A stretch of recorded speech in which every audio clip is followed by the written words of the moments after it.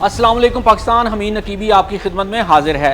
यूँ तो इसराइल दुनिया की सबसे जदीद टेक्नोलॉजी रखने वाला मुल्क माना जाता है, लेकिन ईरान के मिसाइलों और ड्रोन हमलों ने इसराइल के होश उड़ा दिए हैं। इतने ज़बरदस्त हमले किए कि इसराइल को सिर्फ चंद हफ्तों में खरबों का नुकसान हो चुका है और इसराइल की कमर टूट चुकी है। जी हाँ, इसराइल की बड़ी बड़ी इमारतें तबाह हो गईं, मखसूस अस्पताल, मशहूर रिसर्च लेबार्ट्रियाँ और हत्ता के बंदरगाहें भी बंद हो गईं। लेकिन असल झटका इसराइल को उस वक्त लगा जब इसकी महंगी तरीन दिफाई टेक्नोलॉजी भी ईरान के सामने बेबस नज़र आई। तो सवाल ये है, अब तक इसराइल को कितना माली नुकसान हो चुका है, उसके दिफाई मिसाइल सिस्टम पर कितनी लागत आती है, किन किन इमारतों और इदारों को निशाना बनाया गया है और इसराइल कब तक ये जंग बर्दाश्त कर पाएगा। चलिए पूरी तफसील जानते हैं एक आम फहम ज़ुबान में।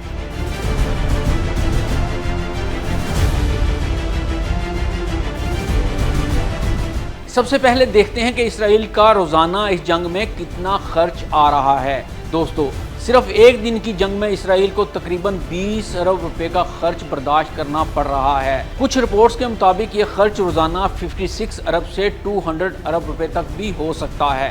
तसव्वुर करें एक हफ्ते की जंग में 1000 अरब रुपए का बोझ। तो आइए अब देखते हैं कि इसराइल के सबसे महंगे और जदीद आयरन डोम और डेविड स्लिंग पर कितना खर्च हो रहा है। इसराइल ने ईरान के मिसाइलों से बचने के लिए 3 महंगे तरीन दिफाई निज़ाम इस्तेमाल किए। सबसे पहला इसमें आता है आयरन डोम। हर मिसाइल को रोकने का खर्च तकरीबन 1 करोड़ रुपए है। इसके बाद बारी आती है एरो 2 की। फी मिसाइल रोकने पर लागत तकरीबन 4 करोड़ रुपए आती है।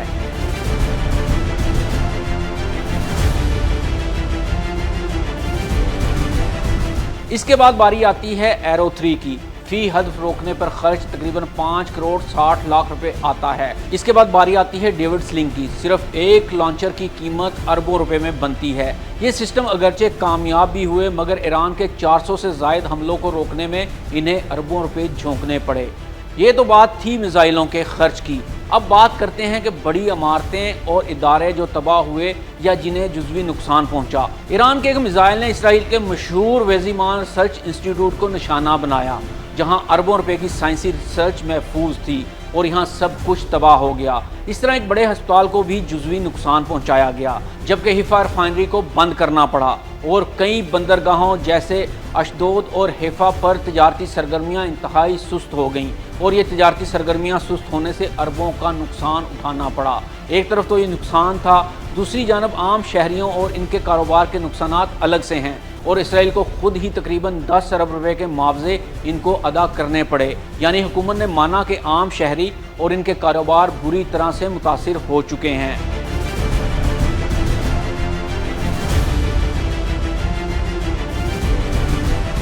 तो आइए अब देखते हैं कि इसराइल को ईरान के साथ पंगा लेने में मजमूई नुकसान कितना हुआ। अब तक का अंदाज़ा है कि अगर दिफाई निज़ाम और जंगी अखराजात की बात की जाए तो ये नुकसान तकरीबन 7 करोड़ रुपए बनता है। अगर हम बात करें बुनियादी ढांचे, इमारतों और इदारों के नुकसान की, तो वो तकरीबन ये नुकसान भी 200 अरब रुपए बनता है। इसी तरह अगर हम बात करें माली बोझ या दीगर मुआवजों की, तो ये नुकसान भी तकरीबन 100 अरब रुपए बनता है। इन सब नुकसानात को कुल मिलाकर बात की जाए तो इसराइल को अब तक कुल 8 करोड़ रुपए का नुकसान हो चुका है।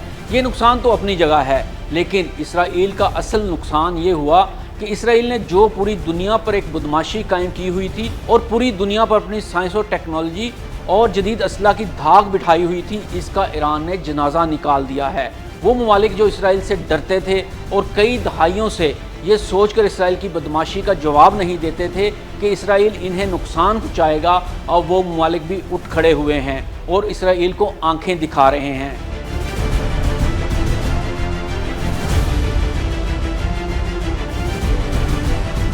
दोस्तों, ये जंग सिर्फ फौजों के दरमियान नहीं बल्कि मौशियत के दरमियान भी है। ईरान की सिर्फ एक हमले की लहर ने इसराइल की चमकती मौशियत को हिला कर रख दिया है, और अगर ये जंग मज़ीद बढ़ी तो इसराइल को माली तौर पर संभलना शायद मुमकिन ना हो। आपका इस बारे में क्या ख्याल है? क्या इसराइल इतना खर्च बर्दाश्त कर पाएगा या इसे आलमी दबाव के तहत जंग बंद करनी पड़ेगी? कमेंट में अपनी राय ज़रूर दीजिएगा, और ऐसी ही वीडियोस के लिए हमारा चैनल सब्सक्राइब करें। हमीद नकीबी को इजाज़त दें, मिलते हैं अगली नई वीडियो में। तब तक के लिए अल्लाह हाफिज़।